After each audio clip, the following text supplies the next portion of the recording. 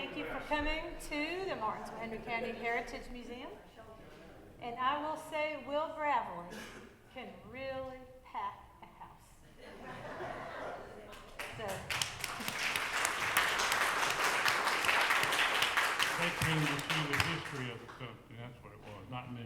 Well, one or the other. This is our annual meeting, and so we will very quickly run through recognizing volunteers and addressing or introducing the new board members, the new executive committee, and then we will hand it over to Will. So Jacob Bell has been our vice president this past year. He is now our president, and he'll come up and talk about the new executive committee. Yay. You got 2 minutes. 2 minutes? I can try to do that in 2 minutes. So, first off, good afternoon, everyone. For those of you that don't know me, my name is Jake Abel. I am now coming in on June 1st as the president of the new not the new Historical Society, of the new board of directors of the Historical Society. I will introduce Bob Bush now back there. He will be the new vice president starting June 1st. Our new treasurer will be Miss Virginia King. I'm sure she's somewhere in the room, right there, yes. And then our new secretary, who is our current secretary now, is Andrew Mullins, who's associated with the Boys and Girls Club. Other than that, if you give me a quick second, I'm also going to thank our board of directors right now, and that has been keeping up the good work all year round. That's Grace Anthony, who is the current president, Mr. Bob Bush now again, Andrew Mullins, Andrew Palmer, Joshua Duncan, Hunter Haskins, Joe Williams, Mike Bass, Steve Kaiser, Virginia King, W.C. Folks, April Haynes, and then Patrick Flynn. And we'd also give a special thank you to Anna Martin, who's currently our fundraising chair. Again, I thank everybody for being here today, and I'm anxious to hear what Will has to say too. If I get a chance to talk. All right, thank you. And we're going to recognize volunteers. And Johnny, could you come on up here, please? And if we have any of our other volunteers, come on up. But Johnny, we know you're on this list. Johnny Nolan is here every Wednesday as the host. And Johnny is always a breath of fresh air. He's charming, delightful, funny, fun, and he knows his history. So Johnny, you've had 124 hours. And that's just from the times you fill in the volunteer log. I know you got a lot more that you did not fill the log in. So thank you for Johnny. And volunteering here is a lot of fun. You can come in for a few hours on a regular basis or scattered as you have the opportunity. And just sit, welcome visitors, talk about history, and you can read history or read your own books at the desk in the interim. Now, we are recognizing those who have filled out 100 hours or more on the volunteer log. And like I said, most people don't fill out the volunteer log most times, so this really underestimates what they have done. Michael Sangler Dulce, who is an expert on Hickey's store and on Fort Trial, has 142 hours. Randy Hunley, who is a Martinsville fireman, really came in when the annex was being opened, before it was opened, and he spent hours upon hours cleaning the toys with WD-40, polishing the antiques. And he did that for 197 hours. Dylan Chappell is our young guy on the ladder. He is young college guy, and he is always climbing up there, replacing fire alarm batteries, changing light bulbs, doing all the stuff that we are afraid to do. So thank the good Lord for Dylan. And speaking of thanking the good Lord, you have never heard anyone play piano like Dylan does. Dylan is a self-taught pianist, and he comes in here and throws out some marvelous hymns. He cannot read music, but he can play piano like nobody's business, and lately he has been playing piano for King's Grant, as well as for a few area churches. And then again, in the category of not filling out the volunteer logs, this fellow usually does not fill out the volunteer logs, but he has done so much for us that the volunteer logs that he has filled out shows 818 hours. And that is for Jack Stewart. And miraculously, Jack's wife, Christine, has been able to whisk him away for a vacation in Pennsylvania. So he is resting in a beautiful cabin in the woods. So today our program is by Will Gravely, and Will is right now the guy who you always find doing business in the little post office, which is beside Piedmont Arts. He uses that as his office, as his place to be, as his headquarters, and he is a very major supporter of Piedmont Arts, and he's on the board of that organization, and much else that he does for the community. But please welcome Will to talk about his family's factory business concern, which did start about 100 years ago. If you read the Martins or the Henry Bulletins from 1925, they got started. They decided to start a company in February. So, Will, where up there you are. Okay, come on in. Thank you, Holly. Where'd Mervyn go? Mervyn, you're not leaving me, are you? Can you hear me all right? All right. This is going to be fun. I'm not I'm not good at making presentations, so I got to read a lot of it. But this is a story of Ridgeway Clocks. It's going to limit it to Ridgeway Clocks, a division of Gravely Furniture. I'm going to begin my presentation by giving a brief look at the Gravely family history and early days of Gravely Furniture. In 1744, Joseph Gravely immigrated from Culpeper County to Henry County. He acquired many acres in the Leatherwood area. I think, Martha Frank, you're familiar with that area, aren't you? During the 1800s, the Gravely became world famous as processors of plug chewing tobacco. The founder of this tobacco company was Benjamin F. Gravely. You see that portrait there? That's a chalk portrait of Benjamin F. Gravely. And that would have been about mid-1800s, 1850s. And that particular portrait was in my dad's closet for 35 years, and then it's been in my basement closet for 44 years. I think it's about time for Benjamin to come out of the closet. But I wanted to spend some time on that because I'd like to donate this to Mervyn.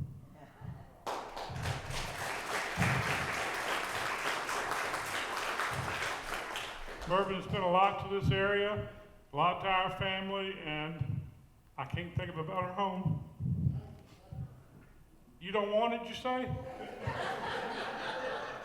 How much you give me for it? But anyway, Benjamin had two sons. Let me figure out which I'm supposed to do. One of them was Henry Clay Gravely.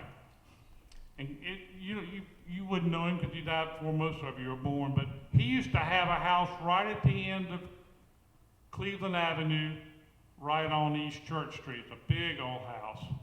And anyway,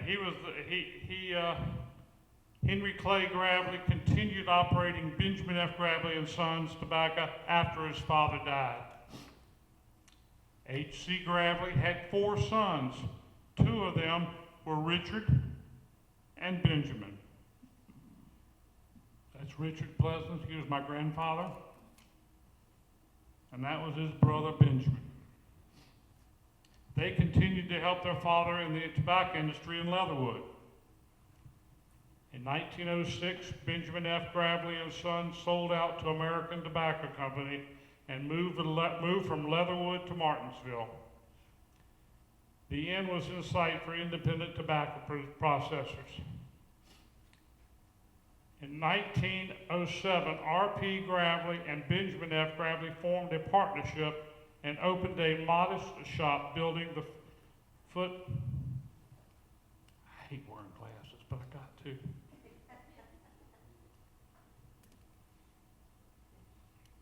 Should have worn a monocle, right?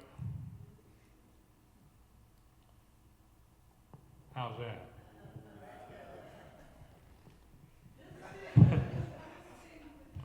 I can can read it now. 1907, RP and Benjamin F. Gravely formed a partnership and opened a modest shop building at the foot of Leicester Street, manufacturing cross arms on the telephone and telegraph poles, and the threaded rods that held the glass insulator pins. These were made of plentiful, tough, insect-resistant locust trees, which were plentiful in this area. For nearly 20 years, Benjamin and R.P. Gravely Company was prospered. But in the early 20s, there were warning signals. Ceramic insulators were coming into use, bringing with them iron and steel cross arms and metal pins. Plus, more and more phone lines were being placed now underground. You can ride along the railroad track up in Fieldale, and you'll see some of the old cross arms and glass insulator pins that were made by Benjamin F. Gravely back in 1906 to 1926. Don't take them. Realizing he was in a waning business, Richard Gravely set out to find a new means of livelihood. He was a man of originality. Therefore, he did not wish to duplicate anything he had previously done. Plus, he wanted to stay in the Martinsville area, where he had already put down deep roots, and I think by that time he had about 5 or 6 kids. He was among the original directors founding a new bank, Piedmont Trust. He was a part of a group that was instrumental in getting William Letcher Pannell to leave North Carolina and bring the knitting industry to Martinsville. He witnessed the beginning of several other industries in Martinsville. Among these were a number of furniture companies, including Bassett, American, Stanley, and Hooker Bassett. Each of these companies were manufacturing case goods, such as bedroom and dining room suites. Richard Gravely had no desire to compete or copy with, he had no desire to copy or compete with these furniture giants, but came up with a different phase of the industry. No one in the entire Southeast was exclusively producing novelty furniture, later called occasional furniture. That consisted of coffee tables, end tables, lamp tables, benches, bookcases, small consoles, etc. Research of the national market indicates this field was wide open, provided the product was promotional, of quality material and construction, and most importantly, of a pleasing design. The novelty furniture this novelty furniture would have an opportunity to design pieces to conform with any suite or style of furniture. So if Bassett had a bedroom group, we could design little pieces to go with it, so on and so forth. There were other advantages. Occasional pieces of furniture would be relatively easy to make. Could be KD, so they could be packaged and fitted in between the larger pieces of furniture being shipped by local case good manufacturers. This would vastly reduce shipping costs. Lost my place already. Salesmen of larger case good manufacturers in the area could carry this non-competing line of furniture, solving the problem of a separate sales force. Convinced that all the factors were favorable, Mr. Gravely discussed the details with his friend and family and decided to go ahead. March 4th, 1926, the Gravely Novelty Furniture Company was officially organized. Richard P. Gravely Sr., that's Benjamin, let's go back a little bit, was officially organized. Richard P. Gravely Sr. was president and treasurer. J. Clive Hooker Sr., founder of Hooker Furniture, was first vice president. Reeves Brown Sr. was second vice president, and Joe Shoemate was acting secretary. Confidence of this new venture was apparent in the initial stock subscription. Mr. Gravely calculated the company should be capitalized at $100,000. This amount, plus an oversubscription of another $100,000, was raised locally in less than 48 hours. Success was immediate. The prosperity of Gravely Novelty Furniture Company in the first 3 years of its existence prompted similar ventures in the area, including Martinsville Novelty, Morris Novelty, which was later acquired by Pulaski Furniture Company. The Depression of 1929 turned out to be a real test for Gravely Novelty as well as for all local business enterprises. Gravely suffered during that period but managed to continue a profitable operation. Wages were reduced, but working times were staggered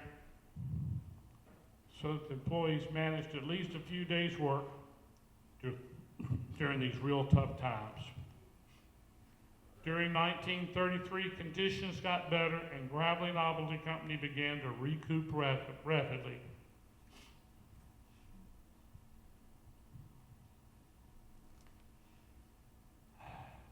In 1935, Mr. Gravely brought his son Richard Jr. into the business. One of his first efforts was to institute a system of cost accounting. He seemed to generate new energy in the company, and the company thrived. In 1942, J.B. Shoemate Sr., the original secretary and director, withdrew from the company to take over Coleman Furniture of Pulaski. Ralph Piles, what a great man he was. Ralph Piles, formerly the sales department, with the sales department of W.M. Bassett Furniture Company, was selected to fill the vacancy. This team successfully guided the company through the difficult years of World War II with all the restrictions, priorities, and shortages and war contracts. In 1945, a second son, Harry C. Gravely, he never had a period behind the C. They don't know why, but you can look at his gravestone, you can look at anything and know, just see. Harry C. Gravely, my father, joined the company. His brother Richard was now a VP with responsibilities of growing plant mounting daily. Harry was needed in the study and control of production cost. His first assignment was to deliver and apply methods, time and motion studies instituted by his brother Richard. Over the next 10 years, a number of factories devoted to manufacturing occasional furniture sprang up in the South. One of these was Ridgeway Furniture Manufacturing Company, and it was purchased by Gravely Novelty Company in 1947. The Ridgeway factory had excellent and more modern facilities to keep the Ridgeway factory had excellent and more modern facilities to help the Gravely production in Martinsville. With the workload increasing, my dad took over the purchasing of materials along with sales and statistical assignments. In 1948, my dad was elected a director of the company. Also in 1948, Richard Jr.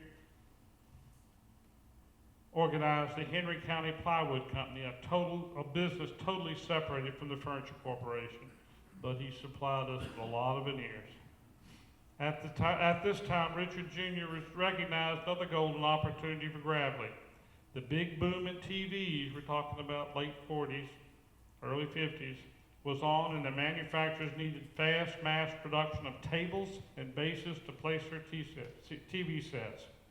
Gravely manufactured tens of thousands of these tables for such companies as Philco, RCA, Sylvania, Zenith, Magnavox, and GE. Gravely Furniture at this time had grown to about 400 employees in both locations. That's Ridgeway and Martinsville. In 1954, Harry Gravely became second VP. He was now plant manager at the Martinsville location. In 1956, Richard P. Gravely stepped down as president of the company and was elected chairman of the board.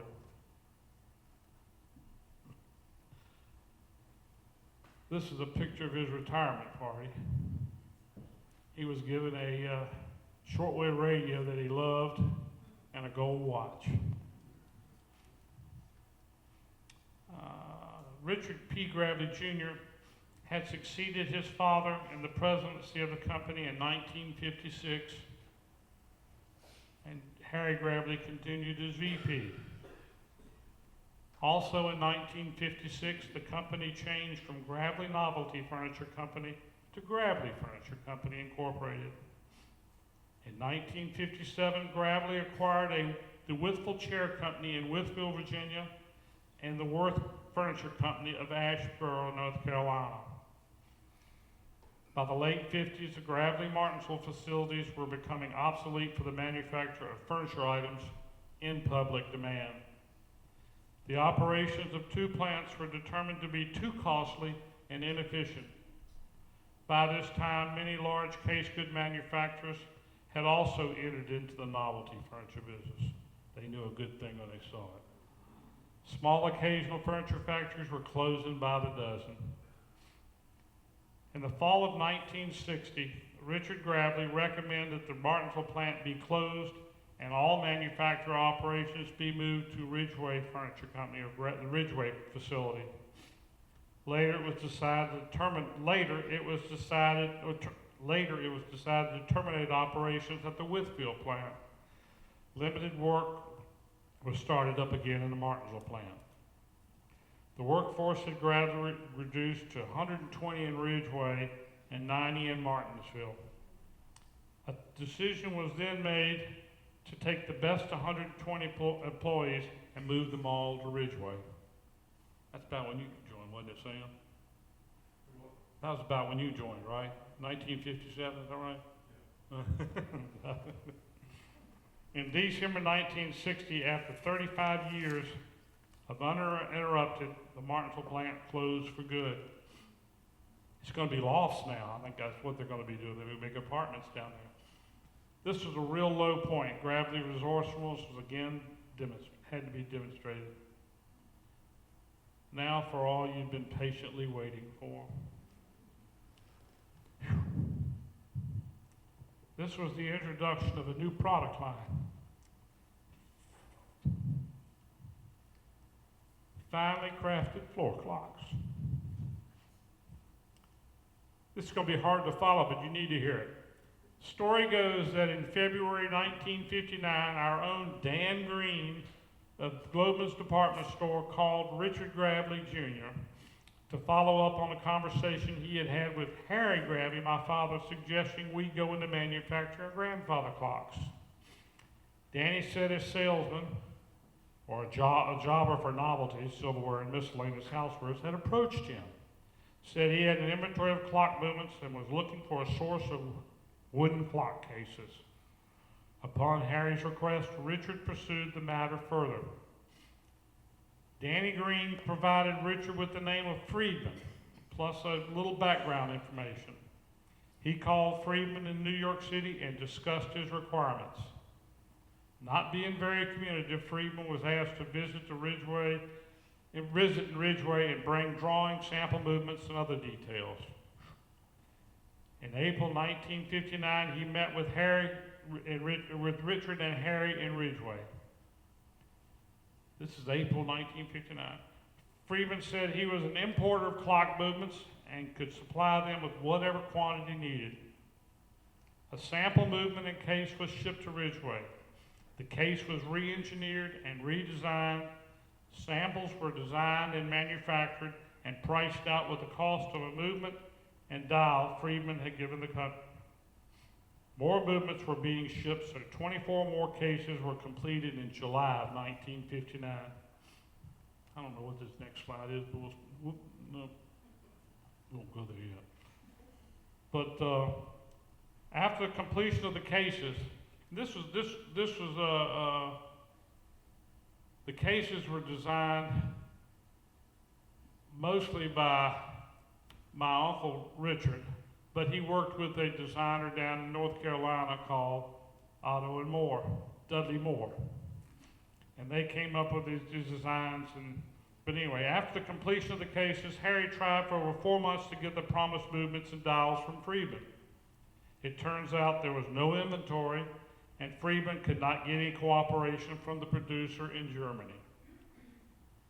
Gravely obtains the names of the U.S. representative for Ergos movements manufactured in Germany. He was Stephen Reich. An order for 30 sample movements and dials was placed with the manufacturer.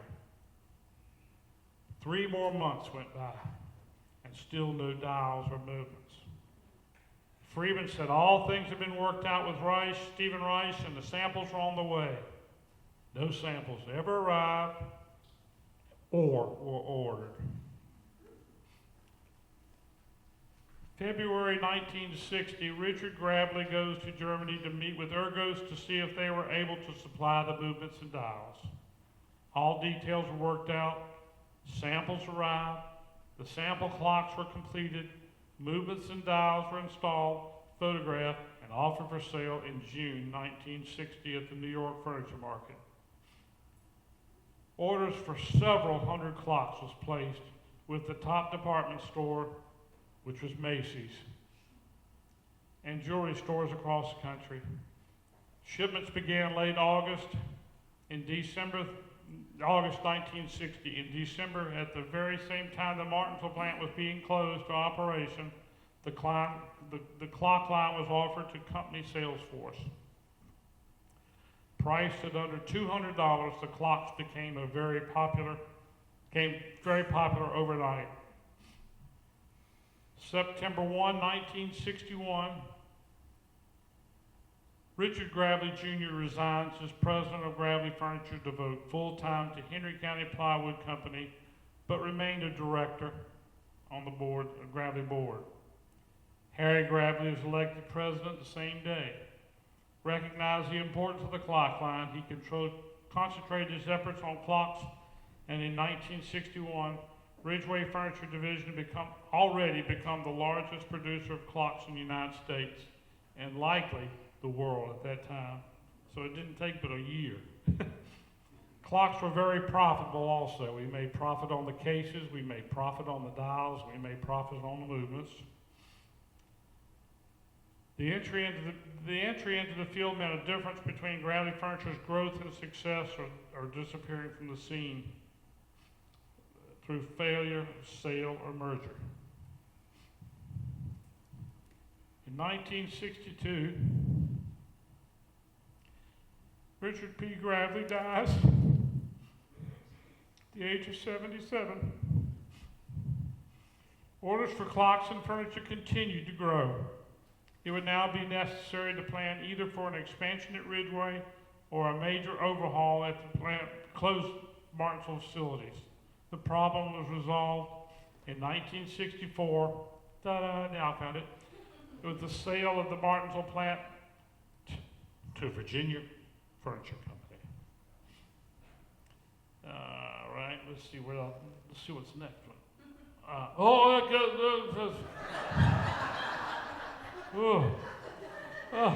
Save that for last. It didn't work. Gravely Furniture had drawn up plans for a new plant in Ridgeway before the sale of the Martinsville plant, and construction was begun in early 1965. Disaster was nearly averted on September 27, 1965, when a fire destroyed the finishing, shipping, and warehousing section of the original Ridgeway plant. In the summer of 1966, construction was completed on a new 250,000 square foot plant built around and over the foundation of the Ridgeway plant. It was termed as the most modern in layout and equipment of any in the industry. What else we got here? This is my dad and my Uncle Frank. I had a lot of Gravleys working for that company. But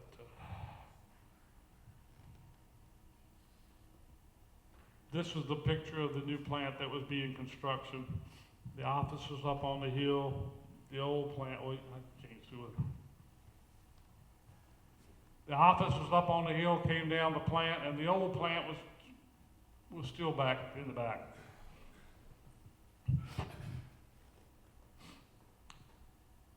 In 1972, Gravely acquired a second plant in Greensboro, North Carolina, to become Gravely Furniture Company of North Carolina to help in the ever-increasing demands for Ridgeway clocks.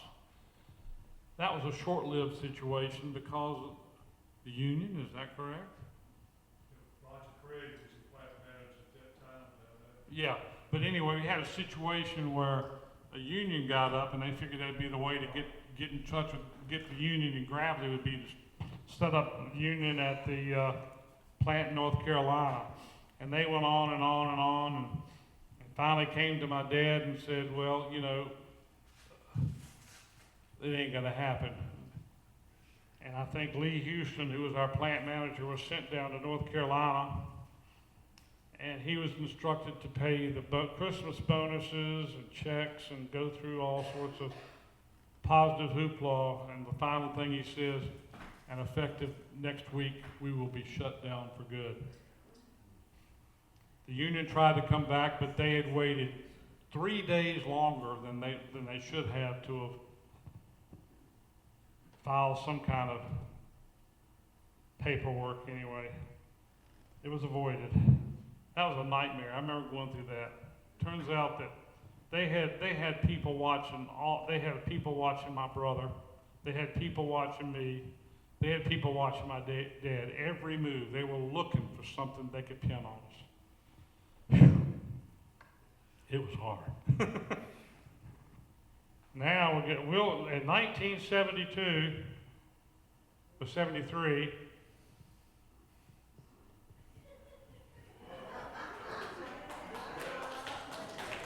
I was hired as a sales representative in New England.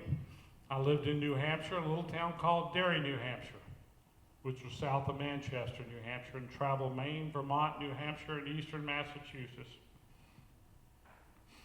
And in 1972, my dad had an accident while at a Southern Furniture Manufacturers Association meeting in Hot Springs. His accident had confined him to a wheelchair for the rest of his life. That didn't stop him. In 1974, Gravely Furniture adds a computer division headed by H. Clay Gravely. So, here we go. This is where my presentation is going to ramble, but we will eventually get everything done, I assure you. So you've seen that before, you've seen that before, you've seen that before. These are the new employees. This is the new plant and a photograph of the employee. You remember that, Sam, when you were in that photograph? I didn't come back to late 72. We were doing real good till you got there, right? I came back September 72. Okay. Then I don't know how many employees we had, but we had right many. That's a good picture of them. And then we had our new office building. Hey, I think Frith Construction built all that, right, Jeremy? There you go. This is the interior of the office. We had offices on the outside, and we had the secretary's pool in the center. And everything was, there were no computers there. Everything was, you'd pull a file out, you'd have to get the information out and put it back in the file. Whew, I don't know how we did it, or they did it. Whoop, whoop. This is a board of directors in 1962. You've got Richard Gravely on the right, Ralph Rudder, who is our vice president of manufacturing. That was Morgan Simmons, the founder of American Martin, standing up. There's my dad next to him. That was Dick Broadus Sr. That was Benjamin Gravely, Ralph Piles, and Jim Pearl. I'll talk a little bit more about Jim Pearl. This is a clock setup room. Back in the early 60s, we used to test. We'd test them for 24 hours, wouldn't we? We'd set them up and test them for 24 hours and adjust the pendulum so they keep as good or accurate time as possible. Box them up and ship them. There you go. What? Every clock that was shipped out was tested before it went out. Yeah. So you walk into a room, I think it was about this size, wasn't it? And there'd be rows and rows of grandfather clocks working.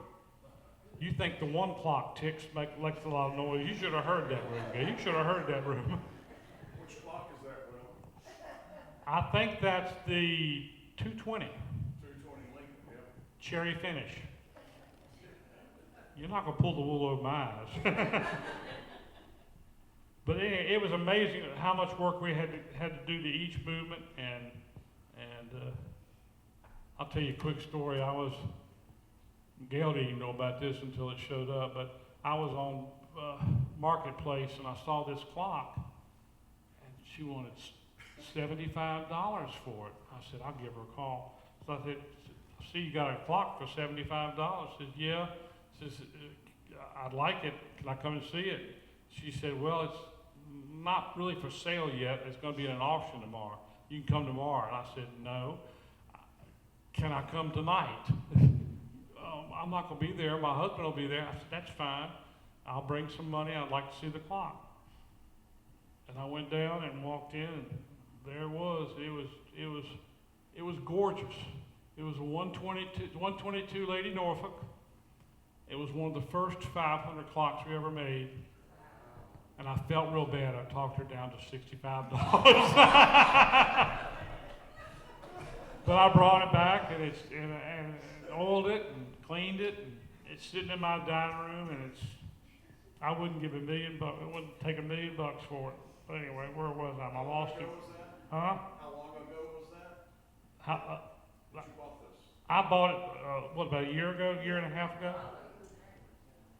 If you look on, not to downplay, but it's sort of what's happened to this business, you can find gorgeous grandfather clocks on Marketplace for $100, $200, $300, $400. Nobody wants them. They'd rather have a big screen TV. But anyway, there you go. We are in charge now. My brother on the left started in data processing, went up into computers and data processing, went up into quality control, became VP, and then eventually became president. I started out as a sales rep, stayed a sales rep, and then came back, got married, moved up through the ranks, and became VP of sales and marketing.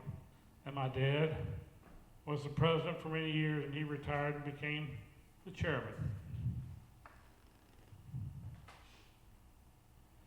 This is Jim Pearl. Jim Pearl was the sales manager of Worth Furniture, which was down in Asheboro, North Carolina.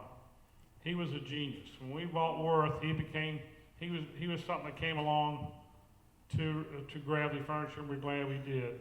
He was a marketing genius. He's the one that put together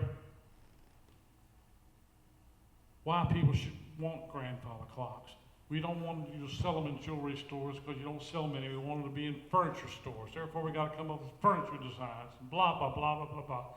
Jim was also the son of Saul Pearl, who was our sales representative in New York. And Saul is the gentleman who sold the clocks to Macy's. And so Jim, so we had a lot of years with Jim. This is the first Ridgeway clocks. And what you'll notice is a common carcass. It's a common case. You've got, everything's about the same height. You got a difference in a base panel, or maybe a shape here, or a panel there, but they were all the same clock. So we had 11 clocks available in 4 different movements in 3 different finishes. That's 11 times 3 times 4. That's how many clock styles we had. And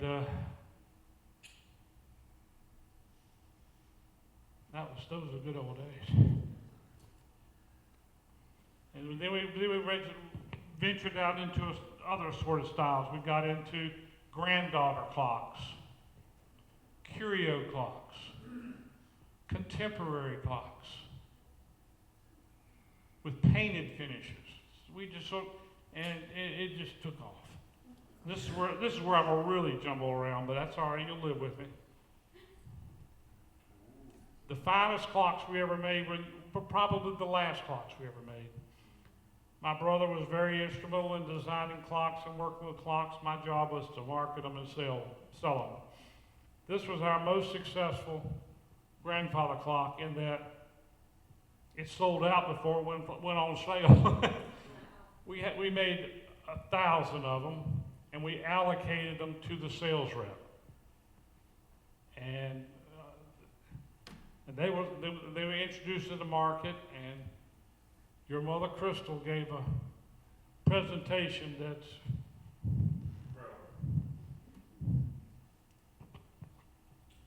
but they sold them all. We had our first $1 million market. I think they were $1,200 a piece. Yes. And we sold all 1,000 of them at that market. So we had, and plus we sold a lot. That brought so much excitement. We sold a lot. We had a 1.6 or 1.7 million market. And that was good. And the last clock last limited edition we did was the Liberty. That was to celebrate the Statue of Liberty. I think this was in 1984, and this was incredible. Again, we made 1,000 of them.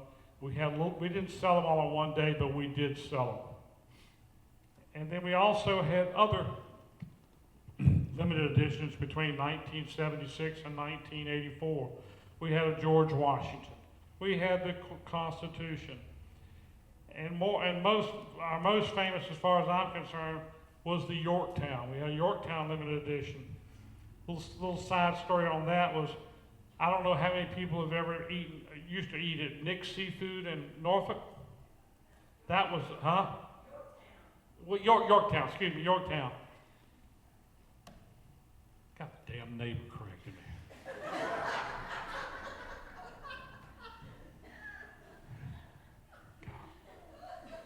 The Nick's Seafood was owned by the Matthews family. Mary Matthews, we became very familiar with because she bought 4 Yorktowns. One of them for her home, one of them for the restaurant, one of them for the Yorktown Visitor Center, and one to put on the Yorktown aircraft carrier. We had no trouble with the one in the restaurant, the one in our home, or the one in the visitor center. But the motion of the ship prevented the clock from working. So I remember getting a phone call. Will, hey, this is Mary. I said, hey, Mary, how you doing? She says, I'm fine. We got a problem. I said, well, the clock won't work. I said, which one? The one on the Yorktown ship. What's the matter with it? I guess the motion prevents it from working. That makes sense. Is there anything we can do? So we put an electric movement in it that you could plug into the wall and had the weights hanging there and the pendulum not moving, but electric movement was put in to keep the time going, and they were tickled pink. I never had to pay for another meal at the place. Unfortunately, they're not with us anymore. They're closed down. Whoop. I'll get to that one later. I wish I'd organized this better, but I got a lot more. But I'm going to get into the 4 P's section. I got product placement, promotion, and people. But limited editions you saw. We also did special stuff, like we worked with Franklin Mint. We used to make, Franklin Mint, if you were familiar, made these silver coins, and they had to have a place to display them. So we made display cases for them and marketed them, and they sold a lot of them. And we also did a mantle clock for them. Ethan Allen, we manufactured all the clocks for Ethan Allen. They took variations of our style, so they wouldn't have to redesign them, of course. But that was a lot of fun, because I used to go up to Ethan Allen's headquarters, which was in Danbury, Connecticut, and I'd meet with Nat Ansell, the founder of Ethan Allen. He was such a gentleman. And also got to meet Farouk Kathwarthy, who's now the president and the chairman of the board of Ethan Allen, and still today. Also, we manufactured for Coca-Cola. We were one of their first original 8 licensees of Coca-Cola. And we did reproductions of their wall clocks and made them more affordable. And their bottling companies and stuff like that, we used them to give away, plus they were available to retail trade. We did limited edition clocks for direct mail. We worked with American Express, and we did think we did a bicentennial design for them, and they sold a lot of them. Placement was, there are a lot of things that are important. Placement was really important, and we not only went to department stores, which did a lot of business, but we focused primarily on full furniture stores and clock shops. Furniture stores, we used to sell people like Nebraska Furniture Mart. They were bought out by Berkshire Hathaway. They were so successful that they bought out by Berkshire Hathaway. Grand Home Furnishings in Roanoke used to sell it. Haverty's and Macy's. And of course, American TV. You remember them, don't you? Sitting there with the hat on. He's not a gentleman. He always leaves his hat on. But we went up to American TV to work an order out for a program they wanted to do. They were setting up promotion where with every living room group you buy, you get a free grandfather clock. With every dining room group you buy, you get a free grandfather clock. With every bedroom group, you get a free grandfather clock. We sat down, I think, it was about a 4-hour meeting, and we came up with the numbers, and we were handshake and $1 million order. yeah. We called up Clay, who was the president, and said, Clay, this worked out bigger than we thought. $1 million, about 700 and some clocks, wasn't it? It's going to work out bigger. It's going to take us a lot of time to write the orders. It may take us 2 or 3 days to get back with it. As soon as we left, he said, that's fine, you take as long as you can. We'll take as long as necessary. We went out, we wrote up one order, didn't fill it in, but we made Xerox copies of it. Just applied different purchase order numbers. But that was the type of stuff you could do. And department stores, we sold Macy's, we sold Gimbels, we sold Wanamaker's, we sold Strawberries and Clothiers. By that time, I was living in St. Louis, and I sold Famous Bar department stores and a department store called Sticks, Bear, and Fuller. And it was great. Oh, jewelry stores. We used to sell. Yeah, we used to sell one jewelry store to have a few on display, and they'd sell a few special or something like that. But I had a customer in Joplin, Missouri, called Bunny Newton Jewelers, and the buyer was Bunny Newton. I'll never will forget him. I went down and had lunch with him one day, and he said, "We got to go into clock business." I said, "What do you mean?" He said, "Yeah, I want to set up a 12-clock gallery, and I want you to pick out the 12 clocks." I said, "Okay." In a matter of 2 years, he was gone from 12 to 24 different clocks. He brought in Howard Miller, who was one of our competitors, and Historty, and he was doing more business than shake a stick. His store was destroyed several years ago when they had that big tornado come through. But we also had miscellaneous accounts. We had a store by the name of Melonchucks. I think was he in Detroit? And he sold bicycles, tennis shoes, and grandfather clocks. Huh? J.C. Penney. Oh, I could go on. J.C. Penney. Oh yeah, J.C. Penney. I traveled all over the United States setting up the J.C. Penney stores, and Sears too. We sell Sears too. And I traveled all over. That's the only time I've been to Idaho was to call on Sears stores to help train the salespeople. Whew. But then, last but not least, were clock shops. They were few and far between back when we first started, but they grew and they grew. And we had one clock shop at Vienna, and we had the Village Clock Shop, which was owned by one of our representatives. That's okay. Huh? Oh yeah, Virginia. Yeah, they were all over, but they were in Houston, Chicago Clock Company, and most of the clock companies are the ones that sold them on the West Coast. But Village Clock Shops was unusual in that he opened up his, every Memorial weekend was the Indianapolis 500. Sonny would buy 50 tickets for his friends and business people to come up to the Speedway, and he'd get t-shirts planted, and they'd all be bright colors. They'd be like your bright yellow or purple or pink, so that he was in the third corner, and so they'd always have fourth corner, so when the cars would come around the third corner, the cameras would be zeroed in, and they'd see us, a whole section of us. They knew it was a village clock shop. But what was fun was after that, the next day, we used to have the biggest clock sale. And there was a salesman by the name of Larry Myler, and Sonny and myself. I think we sold, 57 clocks 57 Grandpa, one day. One day. Okay, now I can go back to some of my slides now. We were a very promotional company. We 15.8% of our entire budget was spent on sales and marketing.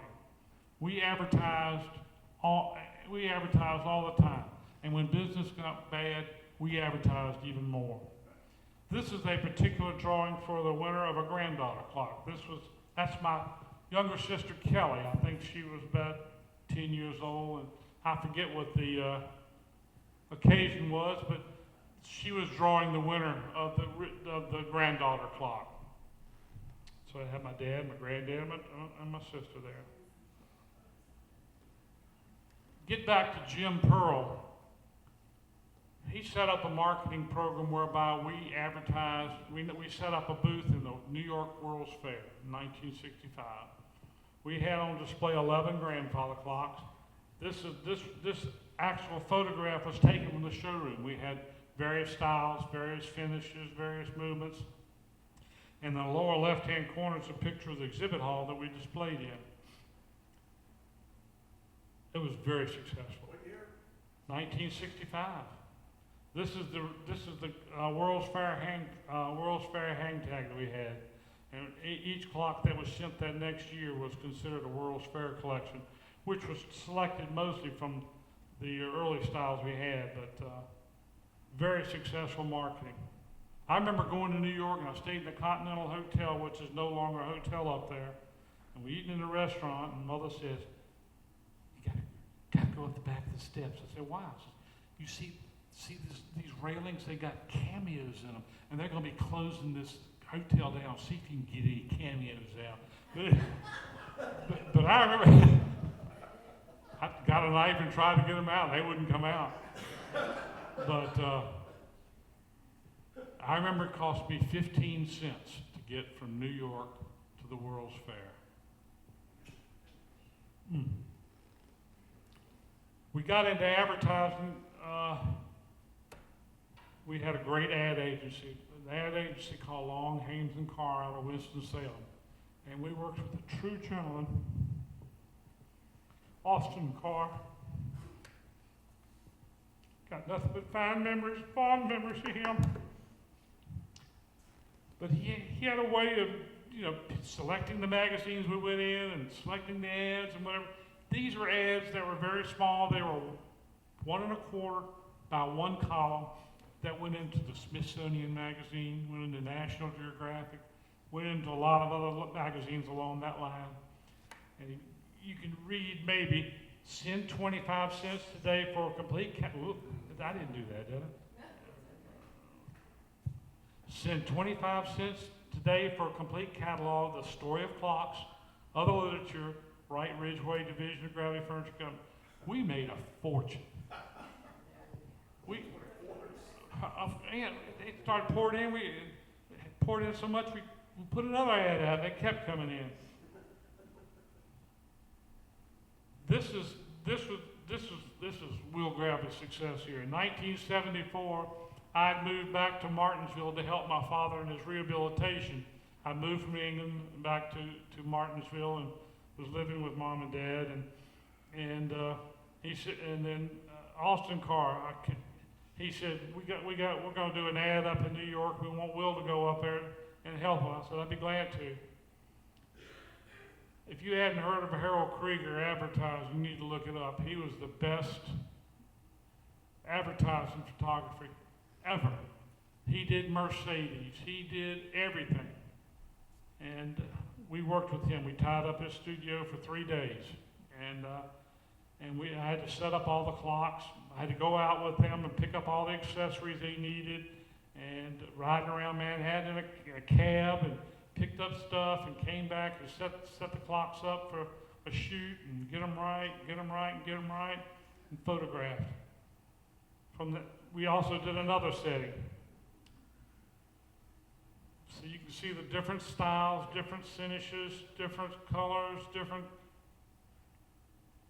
everything. But I got my you-know-what shoot out when I got back because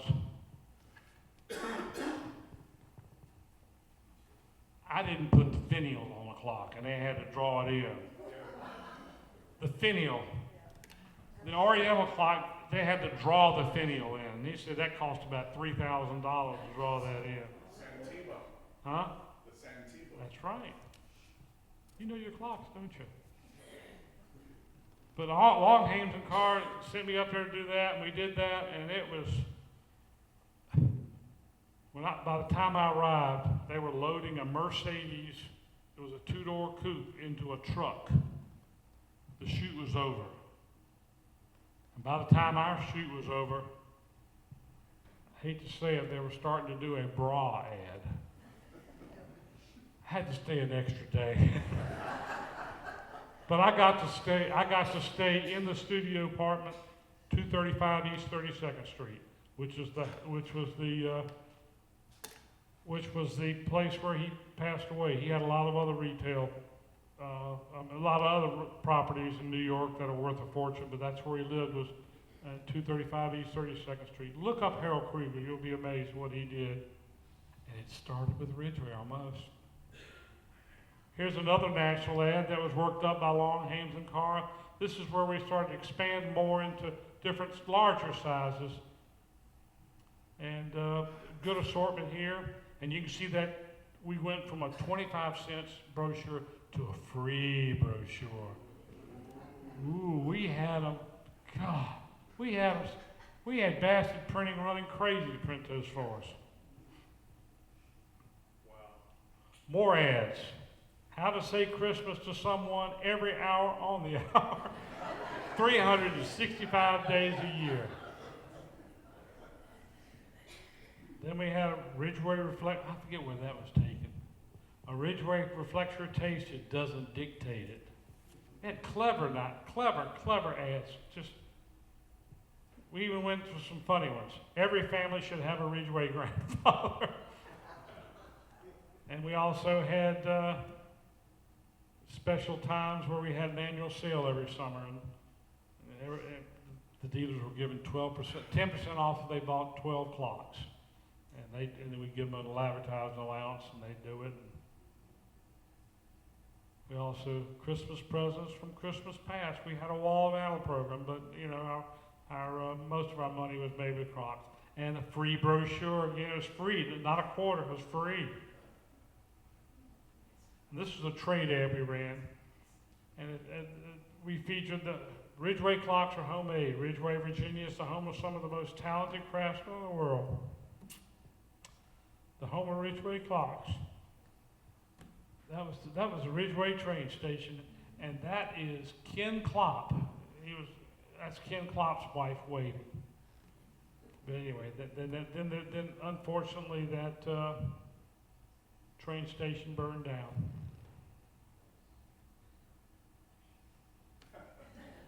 We came out with a clock, and Jeff, you and Sonny will appreciate this. We came out with a clock that sort of deceived people. Hand carving costs a lot, and usually makes it more expensive. We worked with a company called Festwood. It was a composite made of wood and chemicals and stuff, but it would take a finish. So we got this made of Vestwood, the columns made of Vestwood, and the crown made of Vestwood, and came out with a clock that our Texas rep went crazy. That was the fastest moving grandmother in America. We sold thousands of them. We ran weeks of production of nothing but that clock. Remember, Sam? What was the name of it? Granada, 167.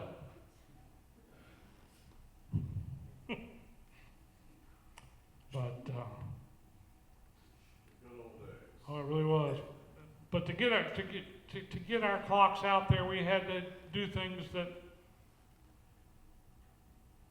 a lot of companies didn't have to do, but they do now. But we had showrooms. We had a showroom in New York, Chicago, San Francisco, Dallas, Atlanta, Minneapolis, and High Point. And we had also a satellite showroom in Jamestown, New York, which was at one time a big, big furniture area. But let's see what else we got here. This is a picture of the Ridgeway's owner packet. These are all the things that used to come in the clocks. We'd have an important thing, tell her how to, the yellow one was an important thing on how to adjust the movement. You had a warranty. You had a parts list. You had something most important, an extra suspension spring. You don't know how much that is worth today. People will have a problem with their clock, it won't work. It's because of a 25-cent suspension spring. They'll pay a clock service man $125 to set it up. And it's a 25-cent. But the trouble is you can't find them. And if you do find them, it might not be the right one. It may be going to a different movement. But anyway, this is the type that was all packed in the important envelope, went to the bottom of the clock, and shipped out with the clock. Here's some more styles we had. As you can see, we got kind of fancy. The lower right-hand corner is the fastest moving grandmother in America. We got a granddaughter clock in red. All right, what was this clock, Sonny? What was this clock? Oliver Cromwell, What was the number? 163. Good. I tell you.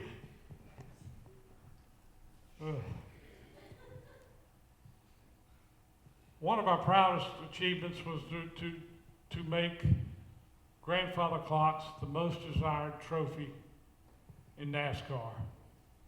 This is a picture of, we used to have the race car drivers come down to Ridgeway to eat lunch with us.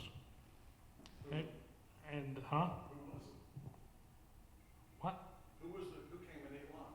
The race car drivers. All of them? Well, several of them did. The ones that were smart did. But anyway, because they got a free lunch. But anyway, from this picture, you can see the meeting with my dad and Clay Earls, who was the owner of the track then, and that's who he's shaking hands with in the picture on the right. And in the lower left-hand corner of the picture on the right is Richard Petty. I think it's Cale Yarborough right there. Well, I'll do that. How do I get it back on? Click exit. Where's the exit? Where's the exit?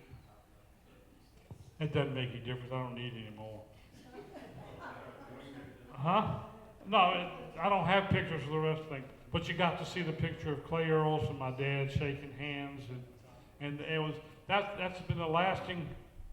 That's all right. I don't need it. That's been a lasting relationship, and now that Howard Miller Clock Company just went out of business, they kept the Ridgeway name, and we used to believe, we had a philosophy, there was no such thing as competition, just good customers. They were good competition. And Will, do you have any idea who owns the name Ridgeway Clocks now? I know it's Howard Miller still. I know they're gone, but who owns the name Ridgeway Clocks? Okay. you're not going to get it, know that. There are some lawyers looking into it. Yes. What was the first year the clock was given its speedway? 1964. I don't know. It wasn't Richard Petty. Who was it? No, it wasn't Richard Petty. We'll think of it. I know when Richard Petty. I know. I've got a whole. But, you know, when Richard Petty won, he was so excited, he bought 7 more to give to his crew, pit crew and stuff like that. Then he went on to win 11 more races. Fred Lorenzen. Fred Lorenzen was the first winner. Yeah. But, Fred Lorenzen won first. yeah. But every now and then I run into Richard Petty. I don't go to races anymore, but the last time I was there, I parked my car right next to him. And he pulled out and he said, "Hey, TikTok guy." He knows me as the TikTok guy. But anyway, the final thing I'm going to go over are people. We worked with the finest movement and dial manufacturers. We started with Ergos. They made a great movement. We started with Yeckley, who was a dial manufacturer. We worked with Hermley. We did so much business with Hermley, they built a manufacturing facility in Amherst, Virginia, just to accommodate us. That we didn't have to work with the fluctuation of the German mark. Yeckley, Hermley, there are some great people there. Ottmeyer and Deedy. Oh, we worked briefly with Keenager. I didn't like them. I know, but my speech is just going to talk about people I like. I have the privilege. But anyway, Ottmeyer and Deedy and Stephen and Claire Rice, and they were fine people, and we did real well with them. Other suppliers like Shepherd Furniture Company and our glass suppliers, we couldn't have done without them. Shepherd, I was hoping Eddie Shepherd would be here, but we worked with him for years. He made parts for us. He made complete cabinets for us, and his dad was just remarkable. Like I said, designers, Otto and Moore, Dudley Moore. He's no longer with us, but I got to meet with him about 4 years ago in his office down in High Point, and he was the designer. Dudley Moore Jr. is now the chief designer, but his dad used to sit in on the meetings, and they were the designers for Vaughn Bassett, and they were having a meeting there, and I walked in, and the secretary went in and says, "Will Gravely's here to see Dudley," and I said, "Don't interrupt." He got up and came out, and he says, We'll meet again. I'm going to talk to this guy." He was so glad to see me. He came up with the first designs. He worked with Uncle Richard with the first designs. And he didn't get along with Jim Pearl, but he got along with Ralph Piles and my dad, and went down there, and he pulled out all the original drawings. He had all the original drawings of all the clocks.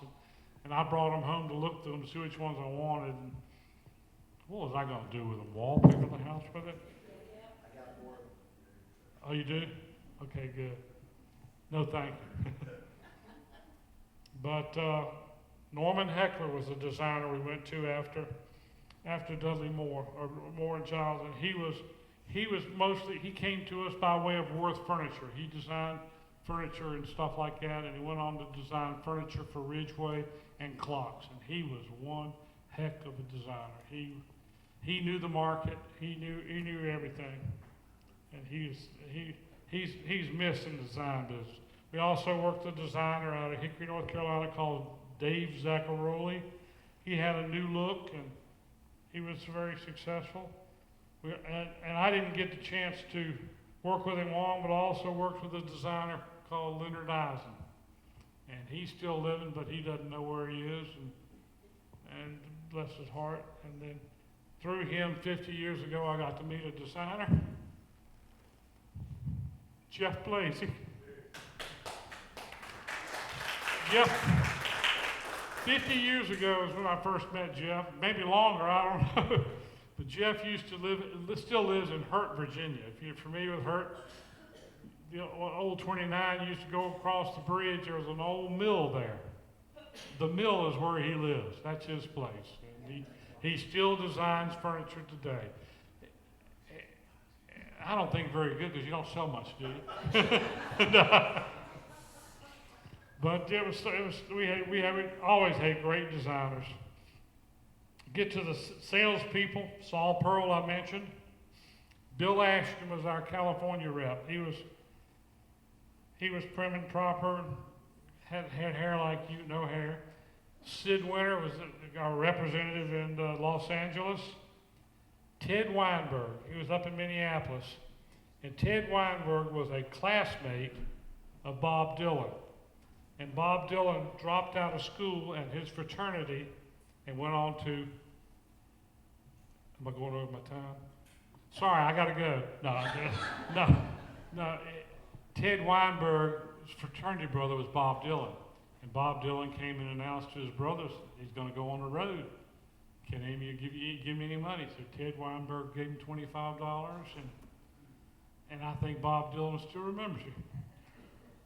But a young lady by the name of Missy Bruber worked with Ted Weinberg and became the rep up there, and she was top notch. And then we had Jim Gallion, who was our Virginia rep, another gentleman. Wilson Wallace, he could have been a preacher and probably was a preacher, but he handled the Carolinas. Fred Haas, Philadelphia. Bill Clary was Atlanta. Jack Kerner, oh my God. He could sell he could sell an air conditioning to it. I don't know. It's an Eskimo, but he was the greatest person. We had a guy named Larry Myler who came and replaced me in St. Louis. Floyd Spees. And Eileen Spellman. Eileen Spellman was the sales rep we had down in Florida. Unfortunately, she just passed away the other day. And Sonny Cassidy. Don't clap. He joined the company in 1972 as a rep and working in the warehouse. That's better than selling encyclopedias, wasn't it? We hired him off the streets to sell encyclopedias, and he worked in the warehouse and got a little training. Then put him on the road in Indianapolis. I got to tell you the story. I'm loading box cars. Will's father, Jim Pearl, came down. I said, "You think you can sell, big guy?" And I'm like, "Well, yeah. Will and I used to sell underwear at J.C. Penney. I can sell." So gave me a job and traveled to Indiana. We sold women's underwear at J.C. Penney. We worked in the men's department. Oh, well, never a dull moment. But we had such a good sales force. We had such good sales meetings in High Point. Don Jacobs. We had a lady. Who was the lady who was in charge of the calling out people, calling for reps? But anyway, I could mimic her voice, and I'd get on the phone, and he'd be in another booth because he had another line, and I'd call him up and say, "Don, you've got somebody down you need to see." And he'd come down. "You called me?" "No, I didn't." "Yes, you did." "No, you didn't." He'd go back up. But we had a good time. Where am I now? Office workers. Sam Adams, you're a plant, but factory worker was a plant. And we had Mike Gallagher was in charge of the plant. And Lee Houston was a plant manager and vice president of manufacturing. We had a gentleman by the name of Pee Wee Harris, who was, and he was quite a gentleman. You couldn't understand him. He was from West Virginia. I mean, he talked like he had marbles in his mouth. One time he went to this party, or he rode by this party out going to Spencer, and I think it was the boxer. He had the house out there, and he said, "Boy, I walked by there, Will. I've never seen so many Cadillacs and Winkins in all my life." He was a good man. I think he was Howard Cole, Al Johnson, Charlie Parker was in purchasing for a while. Tommy Roop was our clock man. He was not only our clock man. He set up clocks. He repaired clocks. He was everything. Some of the key office workers up in the office building were Dick Pierce, who was vice president of sales, and I worked with him. He was a good man. He and the Longhampton car came up with a booklet that we sent out to all our dealers called We Do More to Help You Sell. I didn't put it up there because you couldn't read it, but anyway, it was a booklet that had everything you needed to know. It catalog, pricing, copies of national ads, consumer ads, newspaper slicks. We did everything for the dealer but sell the clocks. All they had to do was put a clock on the floor. Everything was done for them. Isn't that right? And then Dick Pierce was a good man, but behind every good man is a good woman, and that was Jackie Moore, who was. We lost Jackie the other day. She was my dad's secretary. There was Margaret Davis. She ran that place. She was in charge of customer service, quality control, everything.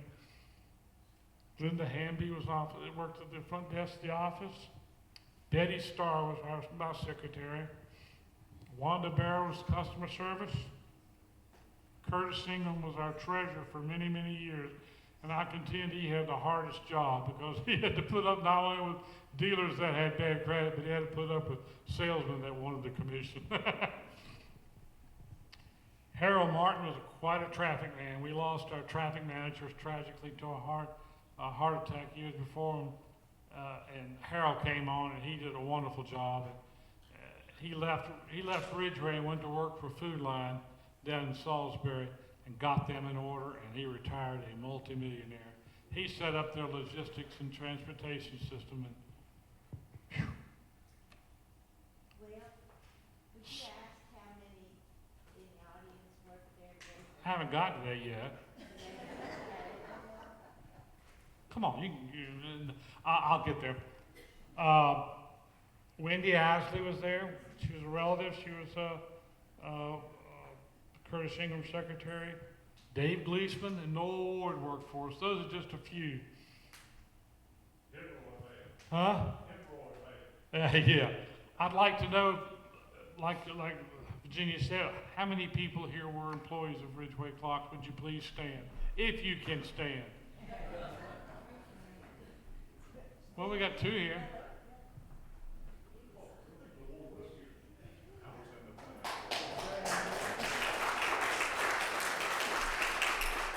Sam and I we were in rehabilitation together. I had a stent put in, and I had to do some rehabilitation. Did you quit? I'm still going. What?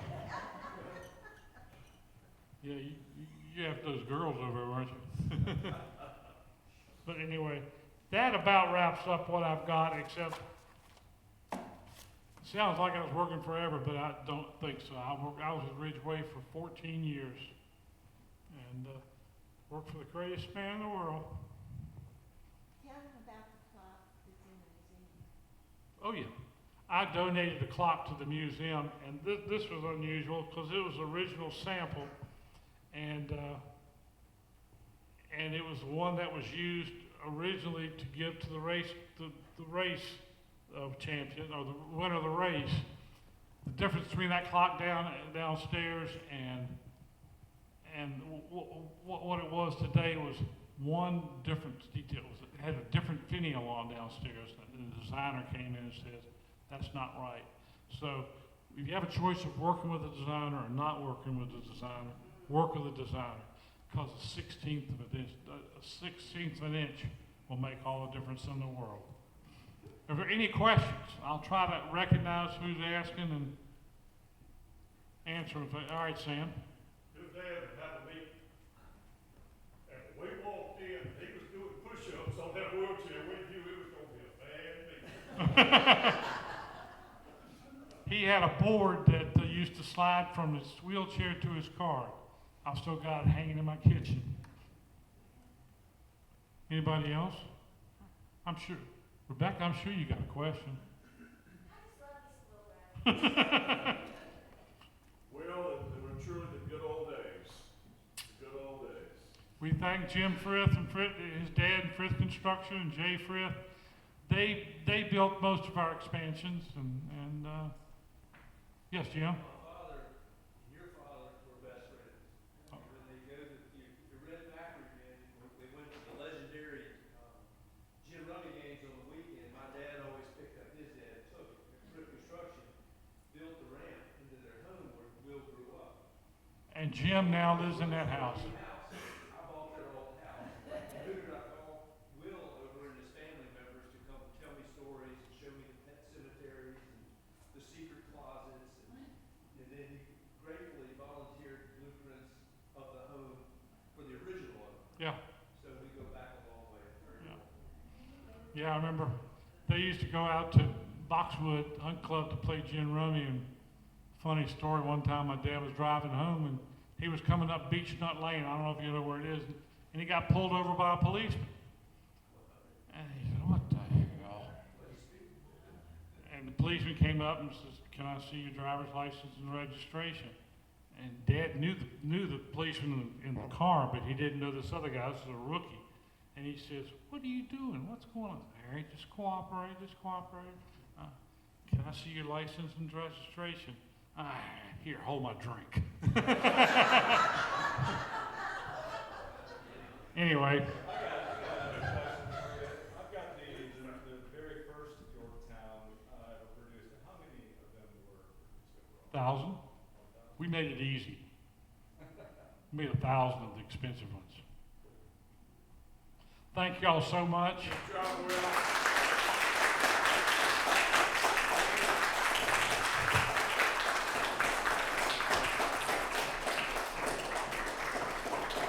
Keep standing.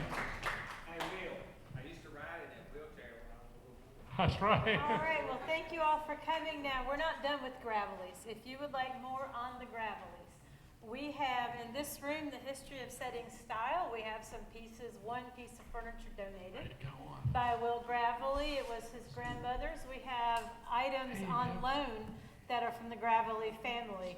So come check that out. Now, in November, Desmond Kendrick, who knows perhaps even more about the Gravelies than the Gravelies do.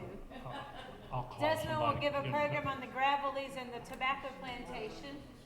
Okay, I know Well, we'll go over it then. that. Thank you. Oh. And our membership year is renewing January 1st. You'll be getting those notices in the mail. And if you're not a member, please pick up a form and join us today and pick up newsletters and enjoy them. And we ask, if you can, leave something in our donation box. That is what helps us pay the bill. Thank you very much.